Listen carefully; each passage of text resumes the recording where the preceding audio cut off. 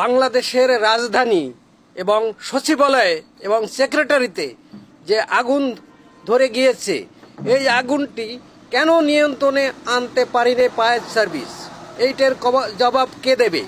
এবং এই যে অন্তর্বর্তীকালীন সরকার, এই মুহূর্তে এই জবাব তাদেরই জবাবদিহিতা করতে হবে বাংলাদেশের নাগরিকের কাছে। এবং তারা এই দায় এড়াতে পারে না যে কিভাবে সেক্রেটারিতে আগুন ধরে দেশের রাষ্ট্রের গুরুত্বপূর্ণ নথি পুড়িয়ে গিয়ে গেল।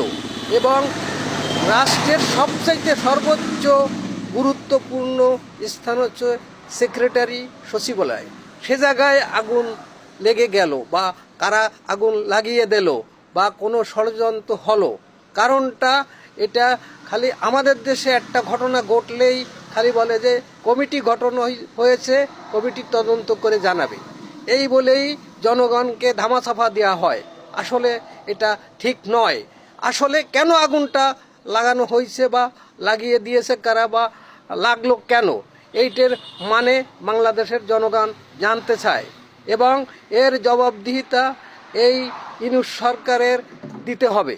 এবং কেন আগুন লাগলো, হয়তো কোনো দুর্নীতি করেছে এমন আকারে, হয়তো সেই নথিপত্র পুড়ায়া দেওয়ার জন্য এই আগুনটি লাগানো হয়েছে, যে পরবর্তী সময় কোনো সরকার ক্ষমতায় বসলে তখন এইগুলো তাদের হাতে যাবে, গেলে নতুন করে আপনার তদন্ত করা হবে, এদের নামে মামলা হবে, এই জন্য হয়তো এই কাজটি হয়েছে।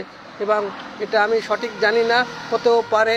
এবং বাংলাদেশের জনগণ এটা জানতে চায় যে সেক্রেটারি এবং সচিবালয় এরকম একটা গুরুত্বপূর্ণ জায়গায় কিভাবে আগুন লাগে, কেন আগুন লাগে, আর কারা আগুন লাগিয়েছে। আর এখানে ফায়ার সার্ভিস আগুন নিয়ন্ত্রণে আনতে পারেনি। রাষ্ট্রের গুরুত্বপূর্ণ জায়গা, এই জায়গার সব নথিপত্র পুড়িয়ে গিয়েছে। বাংলাদেশ